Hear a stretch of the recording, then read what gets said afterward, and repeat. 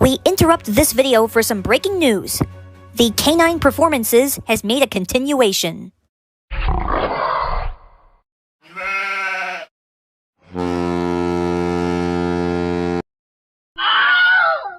Only 4 out of 10 doctors agree Chihuahuas should become voice actors. We now return you to your normally scheduled program.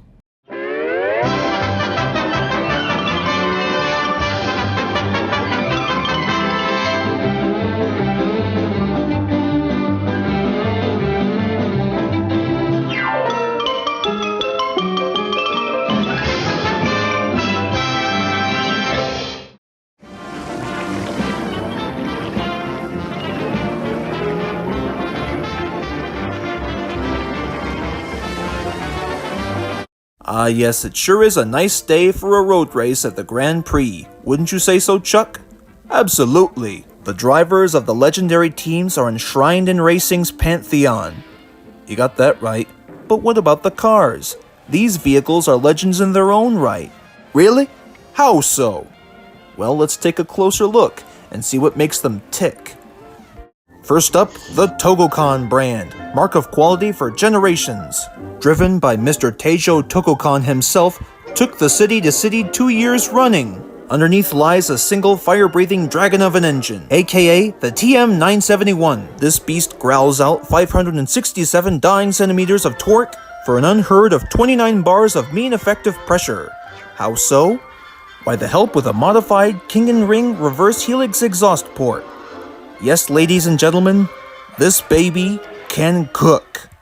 Up next, we see Écran Établissement, or E-Square, a benchmark of refinement sophistication on the track since the first Grand Prix. And between you and me, the Grey Ghost's car is chock-a-block with high-tech features. Take note, for example, how it rolls on LEF twice-folded amber axles with Fibertronic cyborg bearings. Note how this vehicle contains a pulse detonation engine, a 26-cylinder hot block, and a negative displacement undercharger which can turn everyday oxygen into liquid fire. And finally, the paint job keeps the car camouflaged until it's too late. The Grey Ghost has already passed you by. A relative newcomer to the game, Flying Fox's Freight's bringing a zippy little ride to the equations. Let's begin with her jump jacks. With over 75 patented components, these reverse helix decompensators offer up twice the vertical thrust of the classic no-sock jack. And what rally car would be complete without a rogue's gallery of assistives modifications, otherwise known as a telescoping carbon fiber Christmas tree chop bit with a reticulating U-joint? And finally, the unique paint job has a way of catching opposing drivers' eyes, but beware.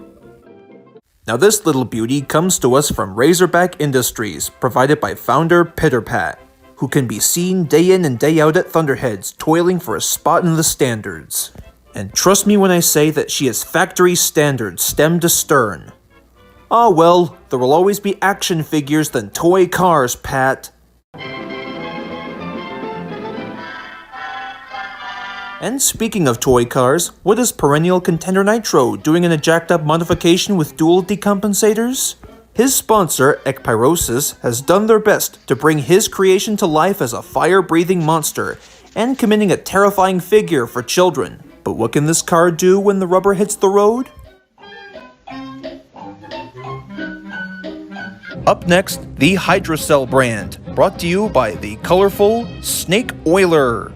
With gadgets like these, never let the sinister yellow-white headlights fool you, folks. This car is no toy. But of course, the most appropriate vehicle for Cobras.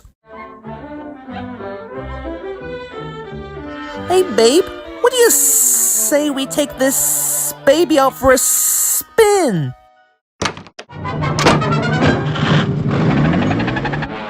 Semper Fiber has made its name in the cutting-edge digestive, but of course his quote-unquote army of drivers has failed to post a single W in the standings. Underneath the camouflage exterior is a standard Kawara mono chassis. Boring! And what's this here? Uh-oh, I think Semper Fi has installed an articulating scissorator, the most unacceptable tool used for hedge clipping. Underneath the hood, another illegal modification. A Bobe R124 plasma cannon, or goo gun in technical terms. It all leads to the both of us to believe that perhaps Semper Fiber isn't in it to win it, but that's not gonna grind him to a halt of creating an entire army of American soldiers attempting to win the war together. Hey, excuse me, bub. Over here.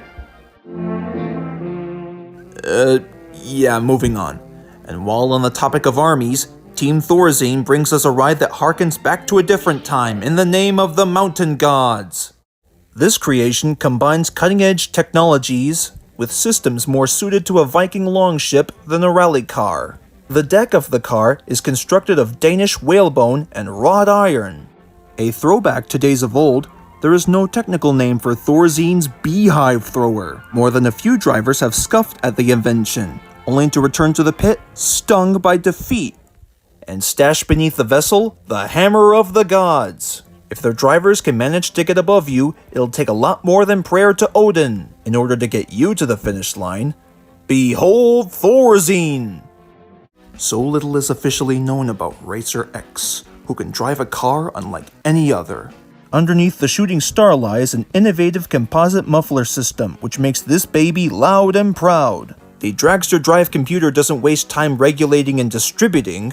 It just pushes the Apache block to an MPS unachievable in a heavier rye. The interoptic analysis metering puts the wheels in direct contact with an optimized fuel cell multiplexer. Or so we think, that is. Oh yes, I almost forgot. Royalton Industries, the creator of the fearsome GRX. Royalton has designed his sinister beauty from the ground up with the help of these babies. The wheel wells feature a totally redesigned joint system, to which you'd be better off calling T360. Exhaust pillows independently recycle excess thermal energy, which, when combined with 24 ground effect channels carved into a single forged body system, can put a car on the road that might be better suited for space travel. No, not that kind of space travel. Anyways, welcome to the engine of the future. Created by father of Speed Racer, Pops Racer, and his family unit, Racer Motors, your favorite and mine, the Mach 5.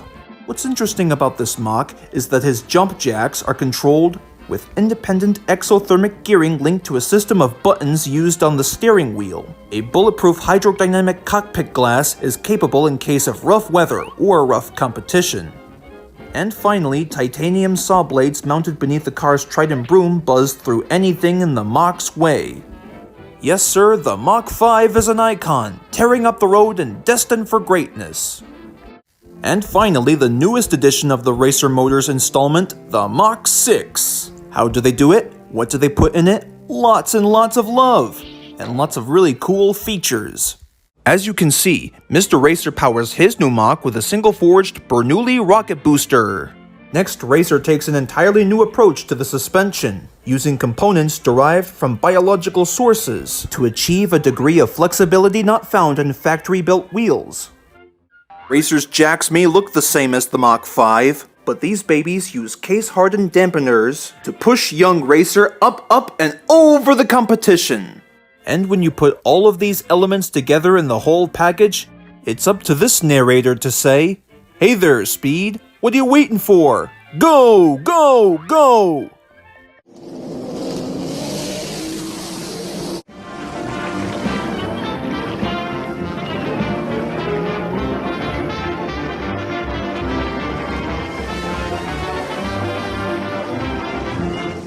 Wait a minute, the Mach 4?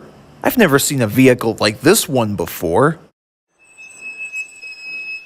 Aha, Mr. Racer, I always knew there was something sketchy about that vehicle. Now, is there anything you'd like to say in front of our audience?